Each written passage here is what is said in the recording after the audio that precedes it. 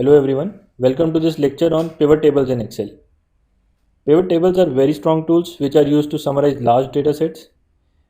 Pivot tables automatically group together similar variables to give out a meaningful summary.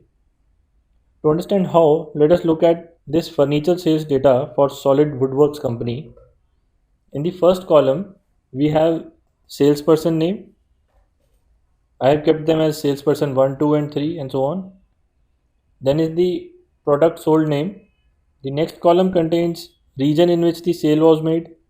Next is customer name, then date, then number of units bought by the customer, then is the per unit cost, and the next one is total payment made by the customer. Now let us say we want to find out the sales made by each salesperson. One way to do this is to apply filter one by one and sum the sales by each salesperson.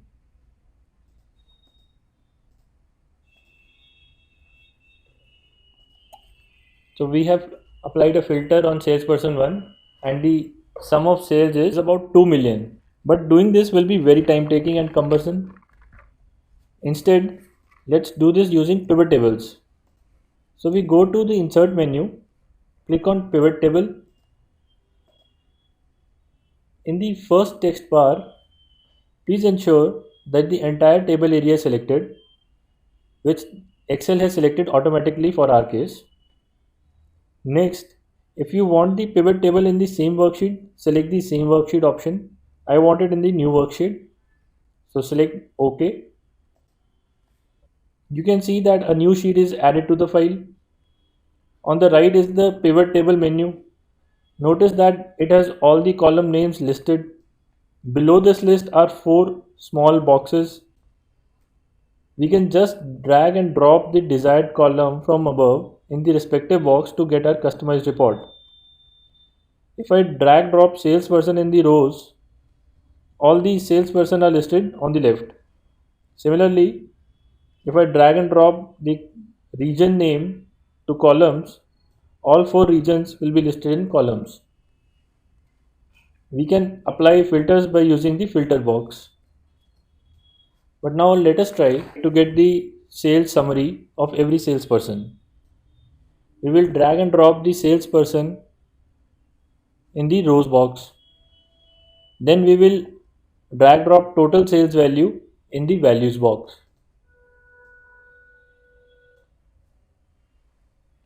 Notice that this is showing sum of total cost in the values box, which means it has automatically added the sales value wherever salesperson was salesperson 1 or salesperson 2 and so on.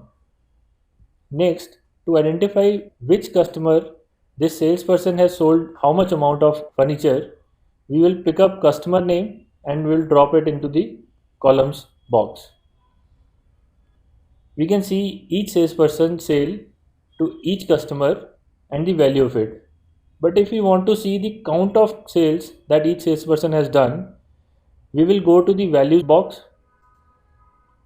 click on value field settings, and instead of sum, we will select count.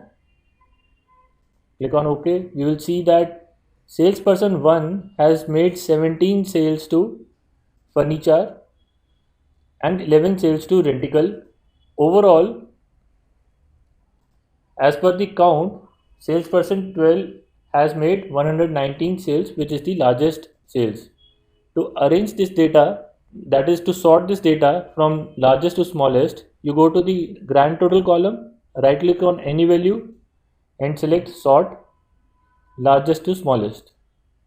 You can see that salesperson 12 is now on top with the maximum number of sales and salesperson 7 is at the bottom with the least number of sales.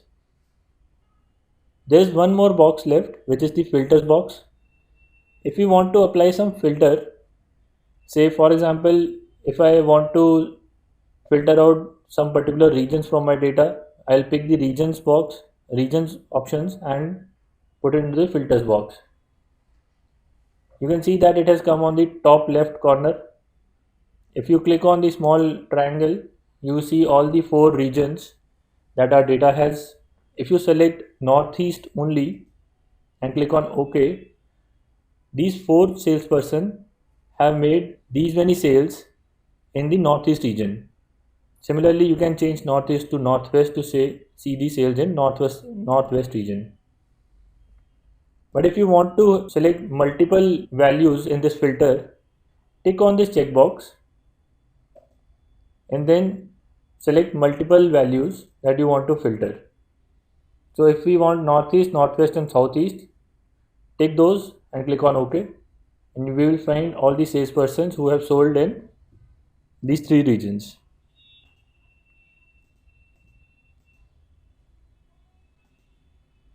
Now, instead of seeing this data from salesperson point of view, if you want to see the amount of sale made in every month, we will remove salesperson from this table and we will bring the date column inside the rows box. We can see that the dates have been grouped automatically by Excel into years, quarters and dates. If you want to change the grouping, you just go and right click on it, go to the group option and you unselect years and quarters, leave the months option and click on OK. You will now be able to see monthly sales for this furniture company. Next, if you want to merge the total sales made to these two companies, which is Homespace and Hometown, probably these two companies have merged together and we want to group these two sales values, we'll select these two and right click, group, and when we click this minus button, we will see the combined sales to this group of two companies. Next is the slicer options. Slicers are similar to filters, only these are more convenient to apply. So to apply a slicer, we go to the analyze option in the menu and in that we go to the insert slicer option. Insert slicer is giving us the option to select the column name on which we want to apply this filter. So for example, if I want to apply a filter on region, we will tick on region and click OK. So this slicer has the four options which our filter also had. If we click on northeast, we are seeing the sales in northeast region only. If we click on northwest, we are seeing the sales in northwest region only. If I want to select multiple regions, I'll click on this button and select northeast and northwest both. So this gives us an easy way to apply filters. That's all for this lecture. In the next lecture, we will cover charts. Thanks.